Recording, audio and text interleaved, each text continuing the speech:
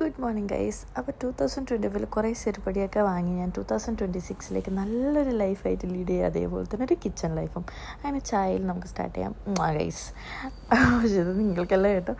അപ്പം ചപ്പാത്തി നമ്മൾ ഇട്ടിരിക്കുകയാണ്. ഇതാണ് എൻ്റെ ചിക്കൻ, ഹണി ചിക്കനാണ് ഗൈസ്. എനിക്ക് പിന്നെ ഈ ചായ ഏതായാലും കുഴപ്പമൊന്നുമില്ല, പക്ഷേ നല്ല രീതിയിലായിരിക്കണം എന്ന് മാത്രമേ ഉള്ളൂ. അങ്ങനെ ചപ്പാത്തിയൊക്കെ തിരിച്ചിട്ട് കഴിച്ചിരി പൊള്ളി, പ്രശ്നമില്ല.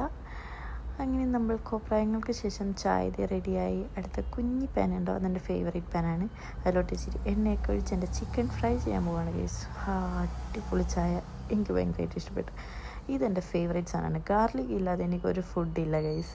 ഗാർലിക് അത്രയും ഫേവറേറ്റാണ്. പിന്നെ ഹണി, എൻ്റെ ഒരു സ്വീറ്റ് ആൻഡ് സ്പൈസി മിക്സിന് ഹണി എപ്പോഴും എനിക്ക് വേണം.